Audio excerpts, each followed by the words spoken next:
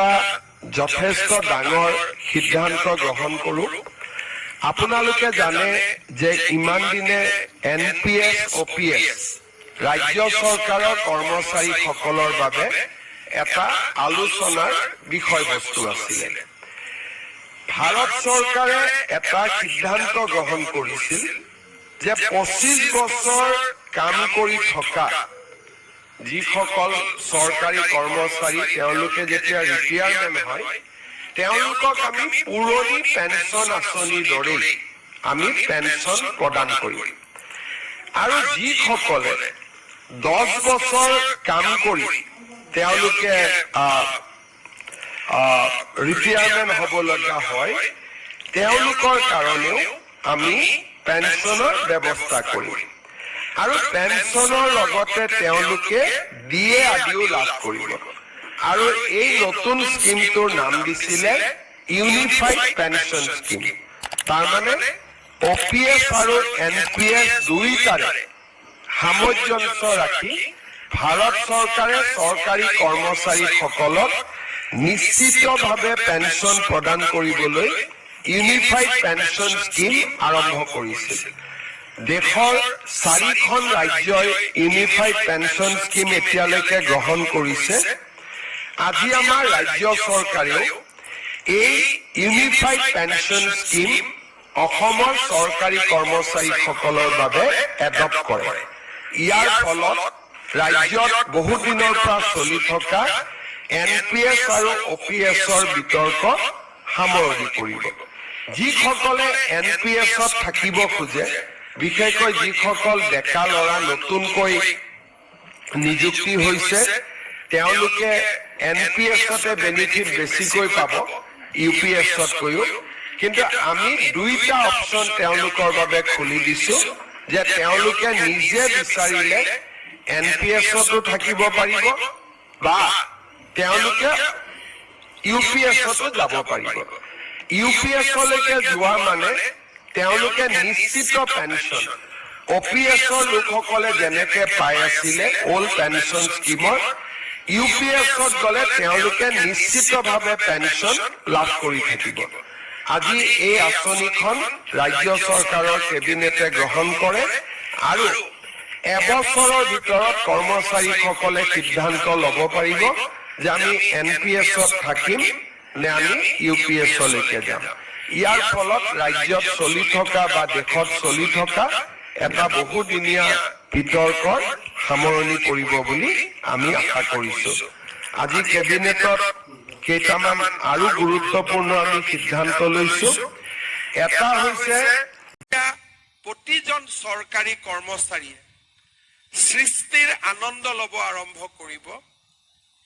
সেইটোতকৈ ডাঙৰ কথা একো নাই। আজি আমাৰ জাগিৰোডত সেমিকণ্ডাক্টৰ ইণ্ডাষ্ট্ৰী হৈ আছে। আমাৰ অফিচাৰ বিলাকে সকলো এটা জপিয়াই পৰিছে যে কিবা এটা হওক অসমৰ কাৰণে। আজি টাটাৰ টপ যিখিনি এক্সিকিউটিভ তেওঁলোকে মোক কয় যে Assam has out perform Gujarat. একেলগে দুটা জেগাত ফেক্টৰী আৰম্ভ হৈছিল, গুজৰাটৰ ধলেৰা আৰু আমাৰ জাগিৰোড। আমাৰ অফিচাৰখিনিৰ তৎপৰতা গুজৰাটতকৈ বহুত বেছি। আপোনালোকে জানি ভাল পাব যোৱা 5 বছৰত উই ৱৰ্ক এজ এ টিম। 2001 চনৰ পৰা 2025লৈ ভাৰতৰ বিকাশ হৈছে 29% আৰু আমাৰ অৰ্থনীতিৰ বিকাশ হৈছে 45%। Gradually, we are overtaking many states of India by good work.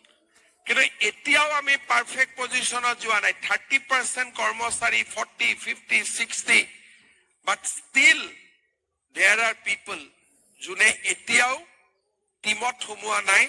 এতিয়াও তেওঁলোকে নিজৰ পুৰণা স্বভাৱ ৰাখিছে। কিন্তু maximum officers has change, maximum employee has change. আৰু আজিকালি আপোনালোকে দেখিব অফিচত কাজিয়া পেচালৰ নিউজো নোলায়। আগতে সদায় কাজিয়া পেচাল হুলস্থুল, টিভি গুচি যায়, পৰ্টেল গুচি যায়। এতিয়া বহুত বিলাক ভাল হৈছে, কিন্তু তাৰ মাজতো আপোনালোকে চিন্তা কৰক, কেইদিনমান আগতে বঙাইগাঁৱত আমাৰ ইঞ্জিনিয়াৰ এগৰাকী আত্মহত্যাও কৰিছে। এই যে বেয়া উদাহৰণবিলাক আমি লাহে লাহে নোহোৱা কৰিব লাগিব। আমি এখন নতুন অসম বনাব লাগিব। আৰু আপোনালোকে হৈছে চালিকা শক্তি। আপোনালোক নিজে উদ্দেশ্য নহয়, ইকনমিক্সত পঢ়িছে, you are not means by yourself. You are a means to achieve an end. And what is the end? Public welfare. Welfare of Assam. অসমৰ কল্যাণে হৈছে আমাৰ আকাংক্ষিত উদ্দেশ্য। আৰু সেই দিশত আমি সকলোৱে কাম কৰিব লাগিব। আৰু মই নাভাবো আপোনালোকতকৈ মই ডাঙৰ অসমীয়া। আমি সকলো সমান। আৰু আমি সকলোৱে যেতিয়া হাতত হাত ধৰি খোজ কাঢ়িম, তেতিয়াহে আমাৰ ৰাজ্যখন সৰ্বাংগ সুন্দৰ হ'ব। এতিয়া এটা ঘৰুৱা কথাৰে সামৰণি মাৰিম। কিমান আজি চাকৰি এপইণ্টমেণ্ট ল'ব সকলে হাত দাঙক, কাৰণ গাৰ্জেন বহুত আহিছে। কোনে কোনে চাকৰি পাব? ঠিক আছে। ইয়াৰ ভিতৰত বিয়া বাৰু কিমানে কৰা নাই? কোনে কোনে কৰা নাই হাত দাঙক। এতিয়া মোৰ ৰিকুৱেষ্ট, আজি চাকৰি পোৱাৰ পিছত বহুত দেৰিলৈকে ৰখি নাথাকিব, লগে লগে বিয়াখন পাতিব। আমাৰ অসমীয়া ল'ৰা ছোৱালীৰ মাজত কৰবাত সোমাই গ'ল যে বিয়া দেৰিকৈ পাতিব লাগে। মই আপোনালোকক ইম্পৰ্টেণ্ট লাইফ লেচন এটা দিব খুজিছো। এটা সময় ল'ৰা ছোৱালী চাকৰি বাকৰি নাছিলে, কাম নাছিলে, বিয়া পাতোতে পাতোতে 32 বছৰ হয়। 30 বছৰ, 32 বছৰ। ৰিটায়াৰমেণ্টৰ দিনত আমাৰ ল'ৰা ছোৱালী কলেজতে পঢ়ি থাকিব। আৰু মানুহৰ বহুত কষ্ট হয় সেই সময়ত। ল'ৰা ছোৱালী ডাঙৰ নহল, ল'ৰা ছোৱালী কলেজতে পঢ়ি থাকিলে, আৰু বহুত কষ্ট হয় যে মই ৰিটায়াৰমেণ্ট হ'ম, ল'ৰাজন এষ্টাব্লিছডেই নহল। কেনেকে এষ্টাব্লিছ হ'ব? আপুনি বিয়াই কৰাইছে 35 বছৰ, 34 বছৰ, 30 বছৰত।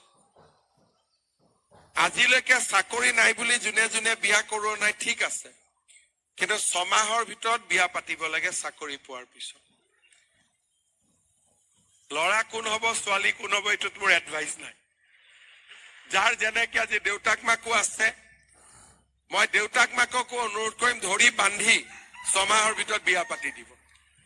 কাৰণ বিয়া নকৰা ফেশ্বনটোৱে আমাৰ জাতিটোক নিউমাৰিকেলি উইক কৰি দিব। এতিয়া কি হৈছে, কিছুমানে 12টা জন্ম দি আছে, আমি জন্মই নিদিওঁ। তাৰমানে এই যে ছেমি কণ্ডাক্টৰ পাতিলো, অডিটৰিয়াম পাতিলো, ইয়াত কোন বহিব দুদিন পিছত? আপোনালোকে চিৰিয়াছলি চিন্তা কৰক। আজি যি ধৰণৰ অসমৰ পৰিৱেশ, সেই পৰিৱেশত আমি যিবিলাক বনাই গৈ আছো, 20 বছৰ পিছত আমাৰ ল'ৰা ছোৱালীয়ে চাব পাৰিব নেকি? আমাৰ ল'ৰা ছোৱালী জন্মই নহয়।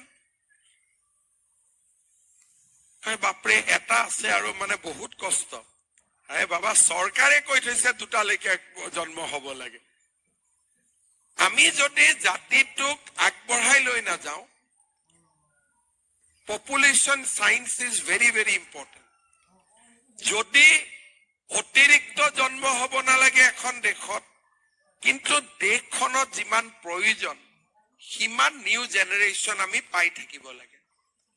অসমীয়া স্কুলত ল'ৰা ছোৱালী নাই, কিয় নাই? বোলে ছাৰ ল'ৰাই নহয়, গাঁৱত বাচ্চাই নাই। মই আগতে শিৱসাগৰ, চৰাইদেউ এইবিলাক জেগা যেতিয়া হস্পিটালত গৈছিলো, প্ৰতি মাহত 30টা ডেলিভাৰী হয়।